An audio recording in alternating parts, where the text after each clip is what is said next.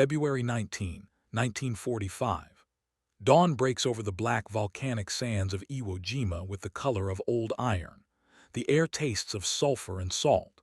Beneath 8 square miles of ash and stone, 22,000 Japanese soldiers wait in silence, entombed in a labyrinth of tunnels carved 15 stories deep into the island's volcanic heart. Lieutenant General Tadamichi Kurabayashi stands in his command bunker, 300 feet below Mount Suribachi, listening to the distant thunder rolling across the Pacific. He knows what is coming. For 3 days, American warships have been bombarding the island, their shells falling like summer rain, predictable and ineffective against the concrete and stone that shields his men. He has told them they will bleed the Americans white on these beaches, that every enemy casualty will cost 10 Japanese lives, but that this sacrifice will delay the invasion of the homeland by months, perhaps a year. His men believe him. They have trained for this. They have accepted death. What they have not accepted, what they cannot possibly imagine as the first landing craft churn toward the beaches, is that the Americans are about to unleash something that will transform artillery from a weapon of attrition into an instrument of surgical annihilation. The shells begin falling at 9:02 hours, just as the first Marines wade through the surf. These are not the shells that fell yesterday or the day before. These shells think. They calculate. They decide. Inside each projectile, nested within the nose cone where a simple impact fuse would normally sit, is a device no larger than a man's fist, the VT fuse, variable time, radio proximity. It contains a miniature radio transmitter, a receiver, 4 vacuum tubes, a battery no bigger than a fountain pen, and a circuit board assembled by the hands of women in factories across Pennsylvania and New Jersey. As the shell arcs through the sky at 1,500 feet per second, this mechanism awakens. It begins transmitting radio waves at a frequency of 180 megahertz, sending out pulses 200 times per second. When these waves strike the earth below, or a human body, or a cluster of human bodies, they bounce back. The fuse receives this echo, measures the closing distance with mathematical precision, and when that distance reaches exactly 70 feet, it detonates the 45 pounds of high explosive inside the shell casing. The blast does not bury itself in mud or sand. It does not waste its energy excavating craters. It explodes in the air, directly above its targets, showering them with thousands of white-hot steel fragments traveling at 6,000 feet per second, fragments that shred sandbags, slice through reinforced positions, and turn human flesh into mist.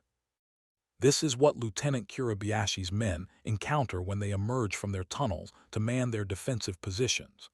This is what they cannot explain when the shells that should be cratering the beach instead detonate overhead with surgical timing, transforming entire machine gun nests into scenes of anatomical chaos.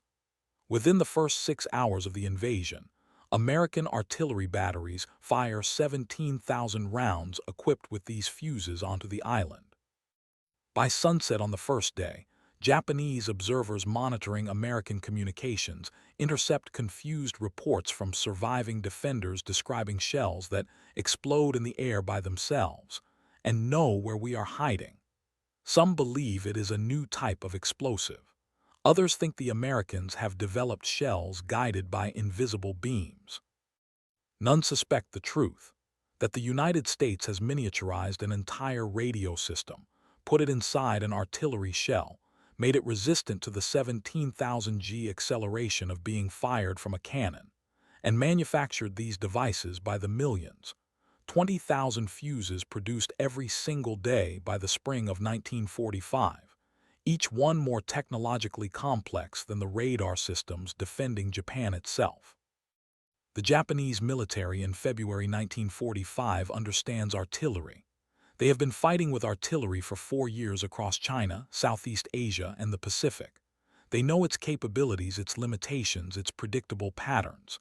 A shell fired at a bunker will either hit directly, a rare event, or explode on impact with the ground, its destructive force absorbed by earth and stone. Defenders dig deeper.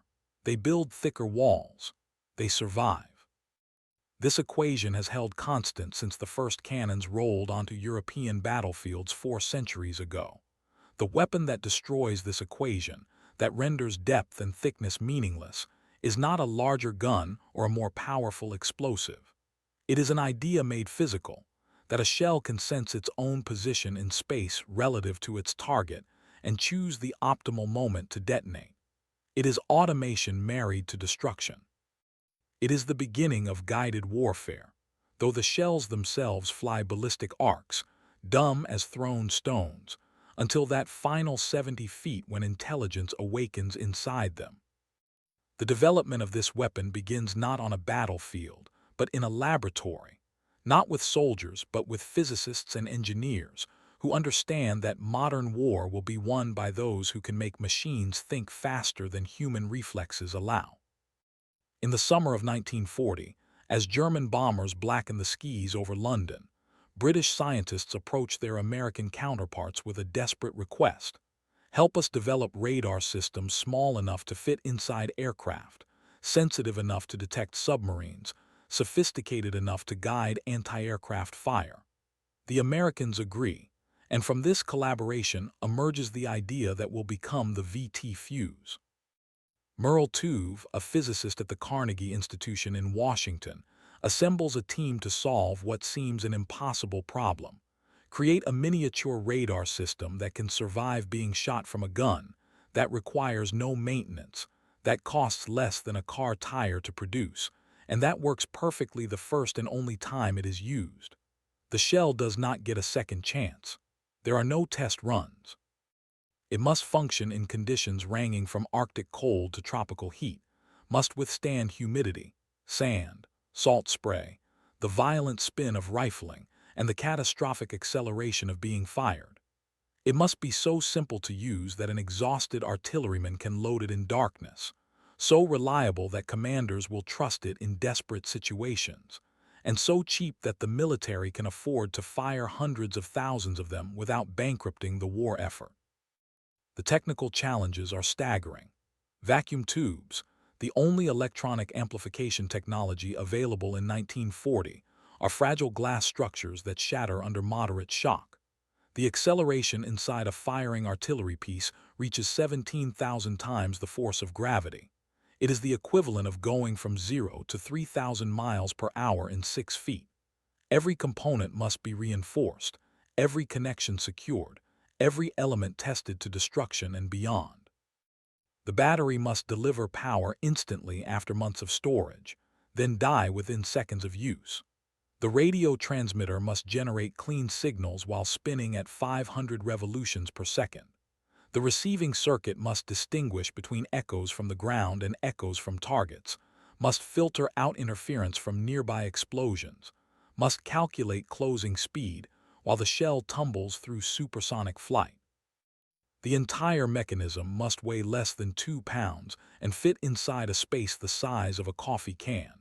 It must cost less than $25 to produce, the price point at which the military calculates it becomes economically viable to use on ordinary targets.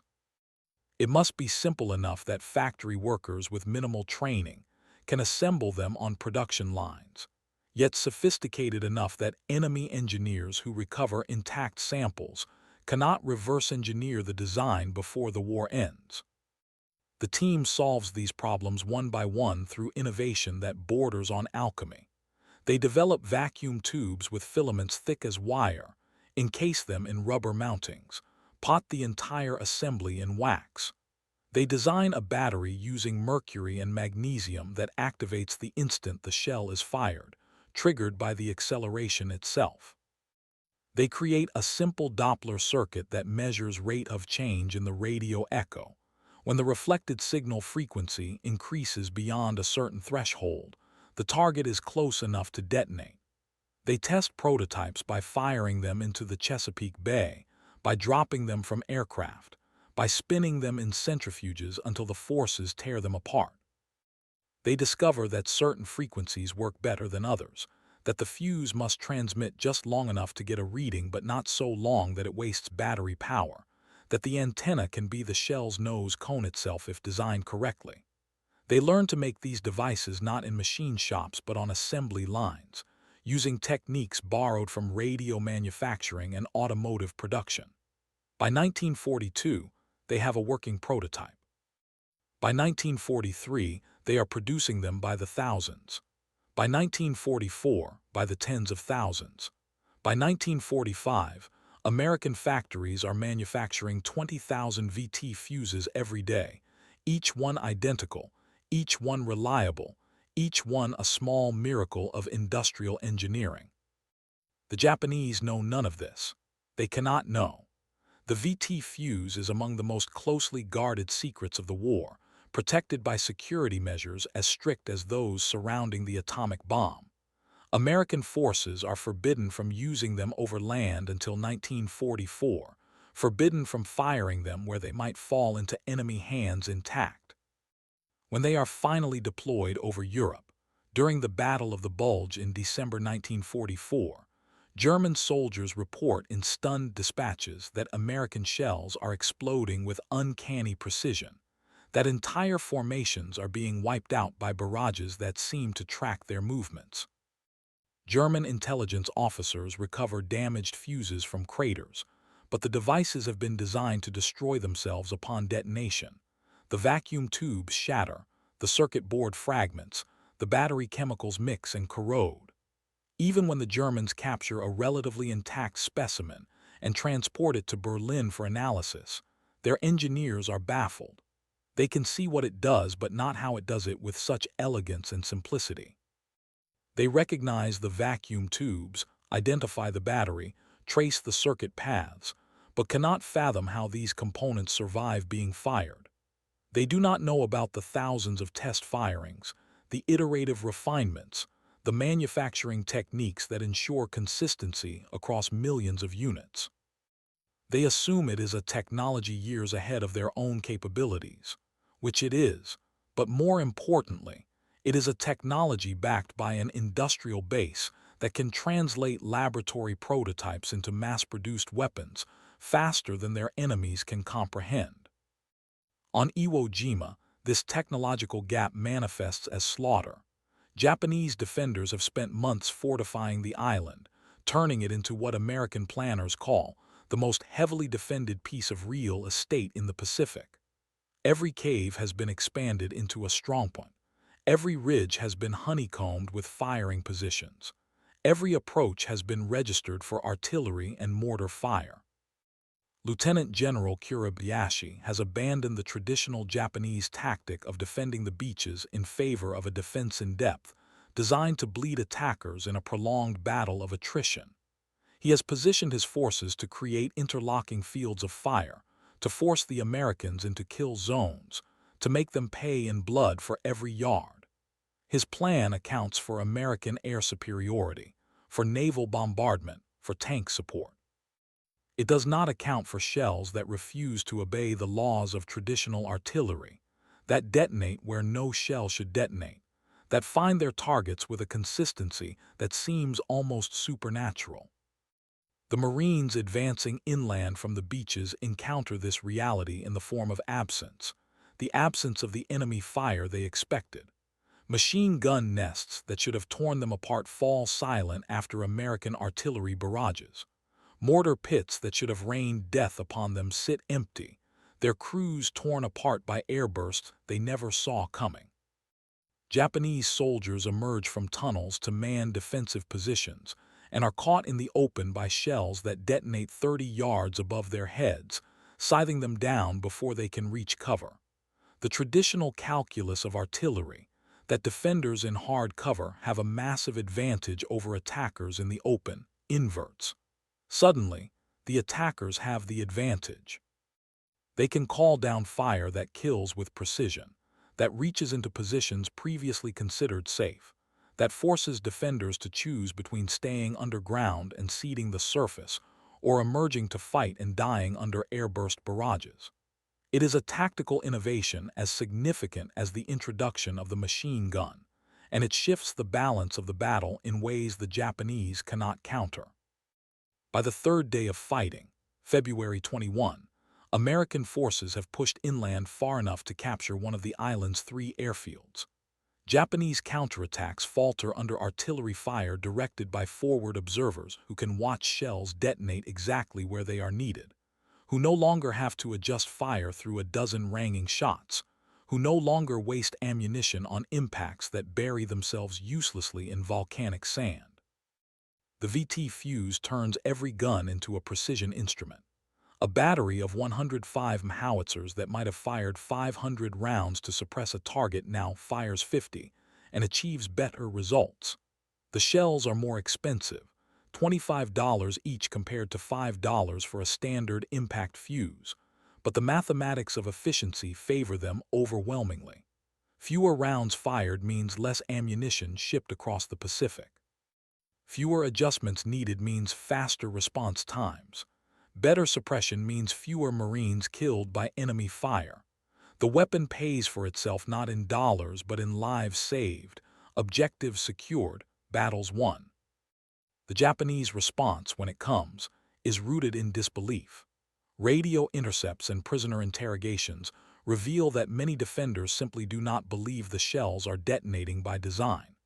They think the Americans have developed more powerful explosives that detonate from the shock of passing close to the ground. They think it is a trick of timing, that American gunners have perfected the art of setting mechanical time fuses with uncanny precision. Some believe it is radio-controlled detonation, that Americans' observers are triggering the shells remotely. Though this theory collapses when tested, Japanese troops moving into positions at unpredictable times are still hit with perfect accuracy, and the number of shells fired would require thousands of operators. The truth, that each shell contains an autonomous system capable of sensing and reacting to its environment, lies outside their conceptual framework. It is too sophisticated, too miniaturized, too reliable to be believed. The American military is using weapons that behave like they belong to a different century, a different level of technological development, and the cognitive dissonance this creates is as demoralizing as the physical casualties. By the end of the first week, American forces have suffered over 4,000 casualties, but have carved out a foothold that grows larger each day. The Japanese defense, though ferocious, is being systematically dismantled by a combination of tactics in which the VT fuse plays an increasingly critical role. Artillery battalions fire rolling barrages ahead of infantry advances, the shells detonating at precisely calculated heights to suppress defenders without endangering advancing troops. Naval gunfire shifts to VT-fused rounds, bringing the weight of 5-inch and larger shells to bear with accuracy previously possible only with direct fire weapons. Even anti-aircraft batteries, designed to shoot down planes, are turned on ground targets, their VT-fused shells devastating against troops in the open. The volume of fire is extraordinary. By the battle's end, American forces will have fired over 400,000 artillery rounds onto an island barely larger than Manhattan's Central Park. Of these, tens of thousands are VT-fused, and these represent a disproportionate share of the Japanese casualties. The symbolism of the VT fuse extends beyond its tactical effectiveness. It represents a philosophy of warfare fundamentally different from that practiced by Japan. The Japanese military in 1945 is built on the principle of human will overcoming material disadvantage, of soldiers enduring conditions that would break lesser men, of sacrifice compensating for industrial weakness. Japanese artillery uses simple impact fuses, mechanical time fuses that require manual setting, proximity techniques that depend on the skill and experience of gun crews. These work adequately when crews are well trained and ammunition is plentiful, but Japan in 1945 has neither advantage. Crews are undertrained replacements. Ammunition is scarce. Quality control has collapsed under the strain of total war. American artillery doctrine takes the opposite approach. Remove as much human judgment as possible from the equation. Make the weapon smart so the operator doesn't have to be. Design for reliability over performance, for consistency over brilliance, for mass production over craftsmanship. The VT fuse embodies this philosophy completely. It requires no special skill to use. An artilleryman simply loads it like any other shell, and the fuse does the rest. It works the same in the hands of a veteran or a replacement fresh from training. It performs identically whether fired from a gun in pristine condition or one that has fired 10,000 rounds and desperately needs maintenance. It is democratic in its effectiveness, making every crew as capable as the best crew, raising the floor rather than the ceiling. This democratization of capability is visible in the casualty statistics. American forces on Iwo Jima suffer 26,000 casualties, including nearly 7,000 dead over 36 days of fighting. These are horrific losses by any measure, the highest casualty rate per day of any battle the Marines fight in the Pacific War. Yet they are lower than they would have been without the VT fuse, by a margin estimated at 20 to 30% based on comparative studies of similar battles fought without the technology. The Japanese, conversely, lose nearly their entire garrison, 21,000 of 22,000 defenders killed, with only 1,000 captured, most of them too wounded to fight or commit suicide. This near-total annihilation is not primarily due to the VT fuse. It is the result of a strategic decision to fight to the last man, a cultural imperative against surrender, and the tactical realities of being trapped on an island with no possibility of reinforcement or retreat. But the fuse accelerates the process, makes the outcome more inevitable, turns what might have been a 2-month siege into a 5-week campaign. It forces the Japanese into a losing exchange ratio faster than their doctrine can adapt, compresses the timeline of destruction, makes defense untenable and offense merely postponement of death. The production numbers behind this capability are as staggering as the technology itself. Between 1942 and the war's end in August 1945, American factories produce over 22 million VT fuses. This requires building entirely new manufacturing facilities, training hundreds of thousands of workers, mostly women, as the men are serving overseas, in assembly techniques that demand precision measured in thousandths of an inch, and creating supply chains that deliver millions of components just in time to assembly lines operating around the clock. The vacuum tubes alone require specialized production. They must be smaller, more robust, more reliable than any commercial tube. The batteries need chemical formulations that remain stable for months in storage, then activate instantly and burn out completely within seconds. The circuit boards must be etched with consistent trace widths, populated with components that meet specifications far tighter than peacetime electronics. Every fuse must be tested, though not to destruction. The testing procedure must verify function without consuming the device. The solution is elegant. Each fuse is subjected to radio frequency testing that simulates the conditions of firing and confirms that the circuit responds correctly. Those that pass are packed, shipped, and distributed to artillery units around the world. Those that fail are broken down, their components recycled, their failure modes analyzed to improve the next batch. This production system represents a transformation in American industrial capability that extends far beyond the VT fuse itself. The techniques developed for mass-producing precision electronics will, after the war, seed the consumer electronics industry. The quality control methods will become standard across manufacturing sectors. The just-in-time supply chain management will influence automotive production. The workforce training programs will demonstrate that precision manufacturing is not the exclusive province of highly educated engineers, that ordinary workers given proper training and tools can produce technology of extraordinary sophistication. The VT fuse is not merely a weapon.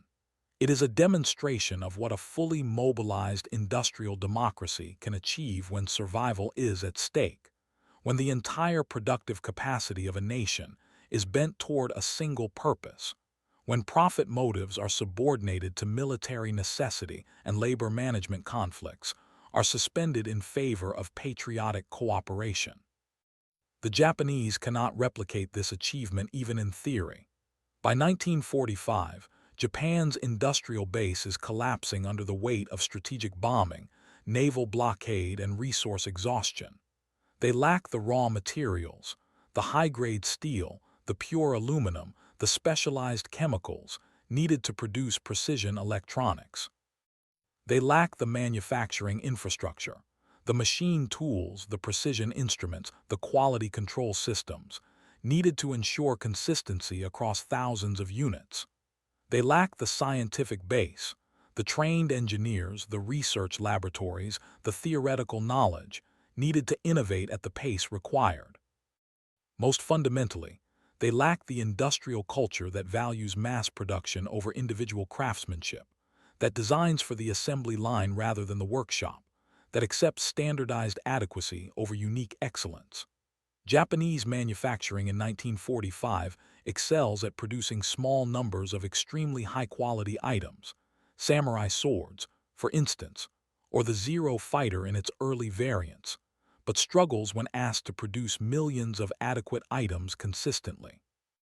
The VT Fuse requires the latter capability, and its absence dooms Japanese forces to fight with weapons that are, in aggregate, a generation behind their opponents. On Iwo Jima, this technological gap manifests in the mundane details of dying. A Japanese machine gun crew, carefully positioned to cover a beach approach, opens fire on advancing Marines. The Americans call for artillery support. Shells begin falling, not on the beach, not on the rocks surrounding the position, but directly above the gun emplacement. The first airburst kills the gunner. The second kills his loader. The third destroys the gun itself. The entire engagement lasts 90 seconds from first shot to silence. This scene repeats hundreds of times across the island, each iteration slightly different, each outcome the same. Japanese positions that should have required direct assault by infantry or tanks are instead neutralized by artillery from miles away, by guns the defenders never see, by shells that detonate with timing so precise it seems malicious. It is not malicious, merely mechanical, but the effect on morale is the same. Defenders who accept death, who welcome death, who believe their deaths serve a purpose find instead that they die uselessly, unable to inflict corresponding casualties, their sacrifice buying nothing except a few hours' delay. This is perhaps the cruelest aspect of the VT Fuse. It turns the Japanese doctrine of sacrifice as weapon into an exercise in futility. When one Japanese soldier dies taking 3 Americans with him, the exchange serves strategic purpose. It delays the advance, depletes American strength, justifies the sacrifice. When one Japanese soldier dies alone, killed by a shell he never saw fired from a gun miles away, his death is merely subtraction. The American understanding of this dynamic is imperfect but improving. After-action reports from Iwo Jima note the effectiveness of the VT Fuse, but focus primarily on its tactical applications: suppression of defensive positions, interdiction of counterattacks, protection of advancing infantry. Few reports recognize the weapon's psychological impact, the way it transforms the experience of combat from a contest of wills into an exercise in mechanical destruction. The closest acknowledgement comes from a Marine Corps intelligence summary compiled in March 1945, which notes that captured documents and prisoner interrogatories consistently reference American artillery as the most feared weapon system, with particular emphasis on shells that explode in the air. Japanese soldiers report feeling helpless against these weapons and cite them as the primary reason for retreating underground rather than manning surface defensive positions. This retreat underground ultimately dooms the Japanese defense. Soldiers who remain in deep bunkers cannot engage attackers, cannot observe American movements, cannot coordinate counterattacks. They survive the artillery barrages but lose the battle by forfeit. By March 26, 1945, 36 days after the first landing, Iwo Jima is declared secure.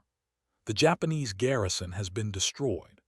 The island's airfields are in American hands and are already being expanded to accommodate B-29 bombers damaged during raids on Japan, bombers that will now have a safe landing site rather than ditching into the Pacific or limping back to the Marianas. The strategic value of the island will be debated for decades. Was it worth the casualties? Were the airfields necessary? Could the resources have been better used elsewhere? But one outcome is unambiguous. The VT Fuse has proven itself in ground combat, demonstrating capabilities that exceed even its proponents' expectations. The weapon that was designed to shoot down aircraft has become, almost accidentally, one of the most effective anti-personnel weapons of the war. Its success on Iwo Jima and in the Philippines campaign ensures its deployment in the planned invasion of Japan, an invasion that will never occur thanks to events in August 1945 that render further ground combat unnecessary. The Japanese recognition of what they faced comes too late to matter. In April 1945, Japanese engineers finally managed to fully analyze a captured VT fuse retrieved from the Philippines. Their report, translated after the war, notes the remarkable sophistication of the design, the impossible miniaturization of the radio components, and the industrial capacity beyond our ability to match, required for mass production.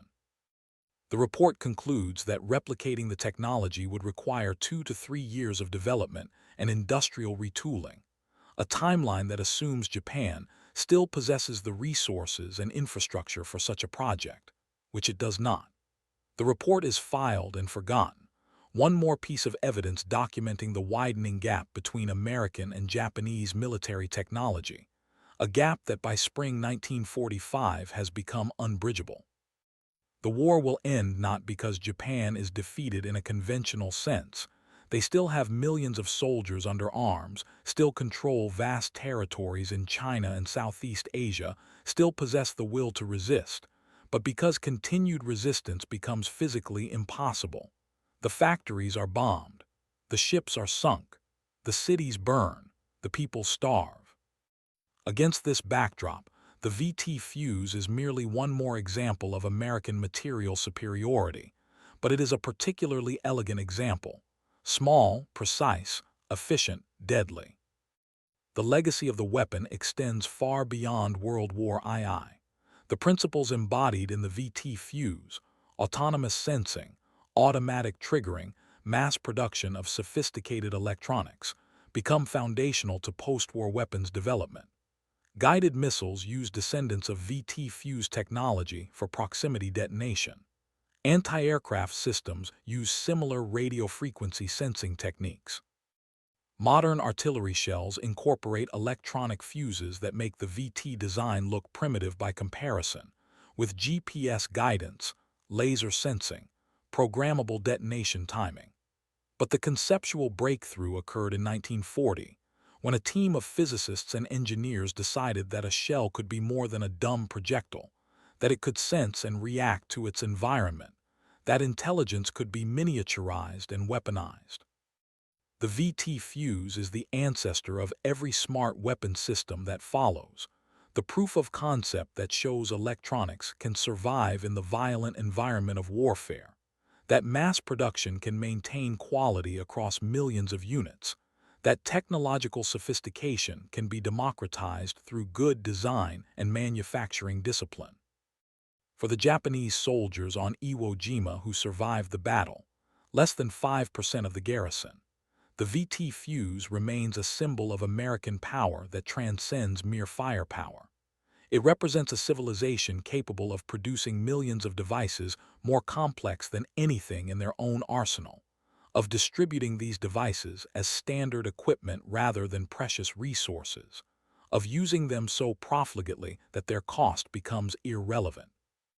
In prisoner interrogations conducted after the battle, captured Japanese soldiers consistently cite American artillery as the most terrifying weapon they faced, more than flamethrowers, more than tanks, more than aircraft. When pressed to explain why, they describe shells that knew where we were, that chased us underground, that made defense impossible.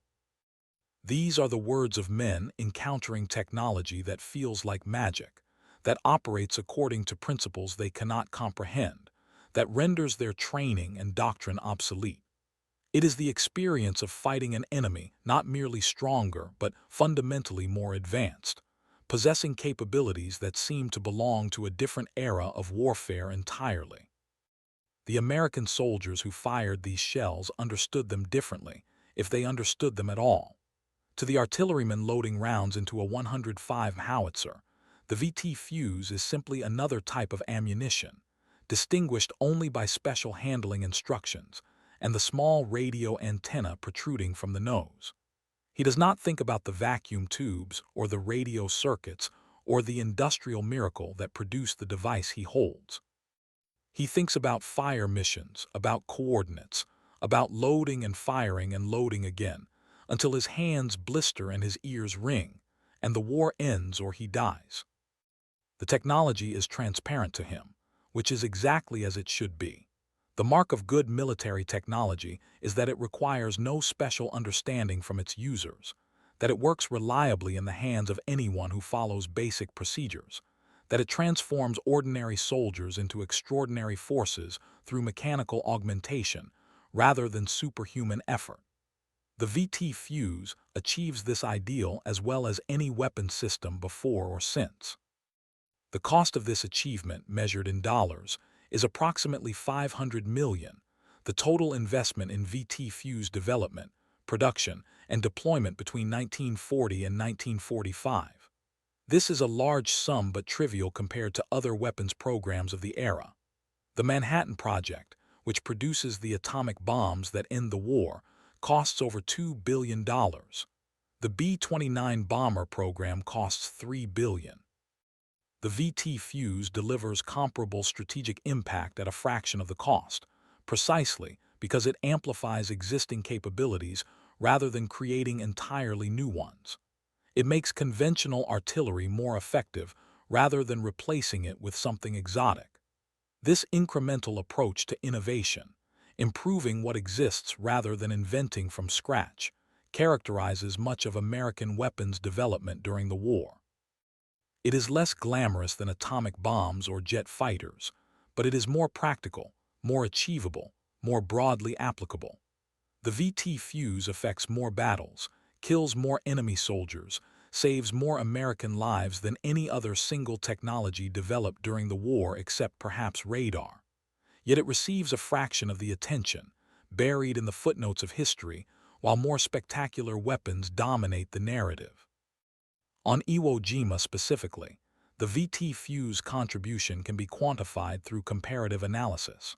Artillery batteries equipped with VT fuses fired approximately 30% fewer rounds to achieve suppression effects compared to batteries using only impact fuses.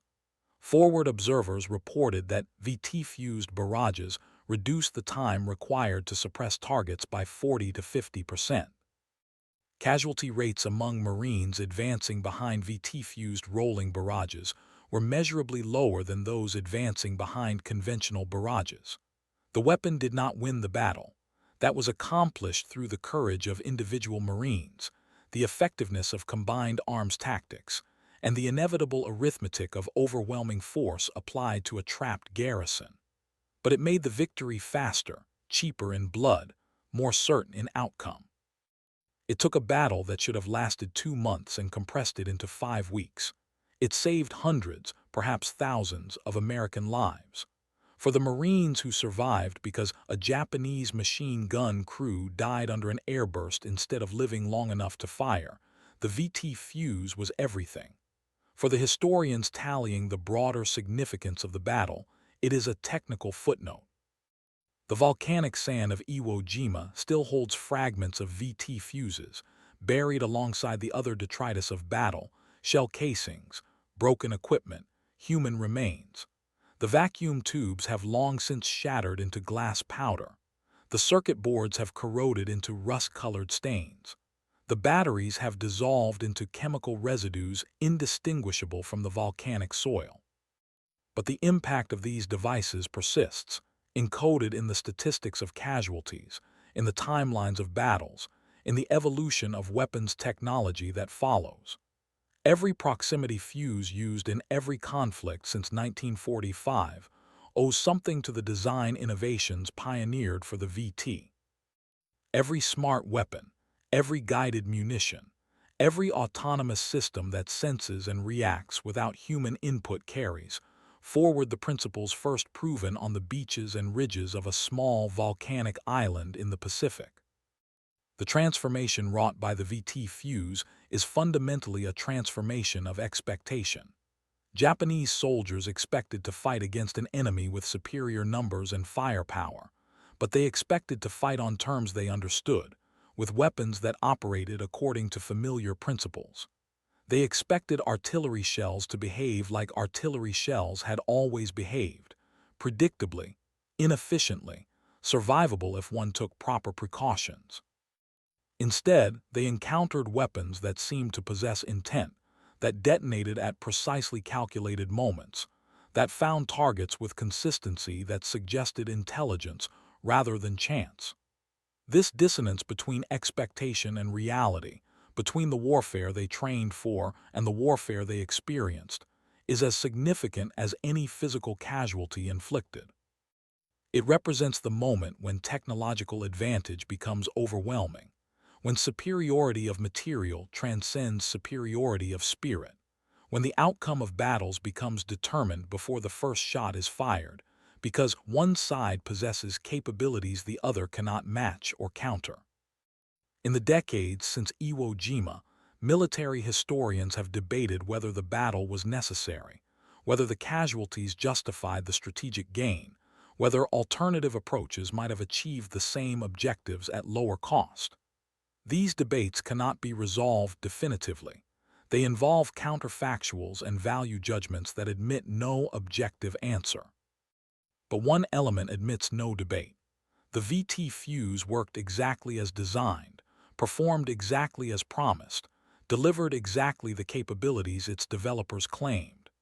It is a rare example of a weapons system that exceeded expectations rather than falling short, that cost less than projected rather than more, that was delivered on schedule rather than delayed. In an era when military procurement is synonymous with overruns and underperformance, the VT fuse stands as proof that ambitious technical goals can be met through competent engineering, adequate funding, and focused development efforts.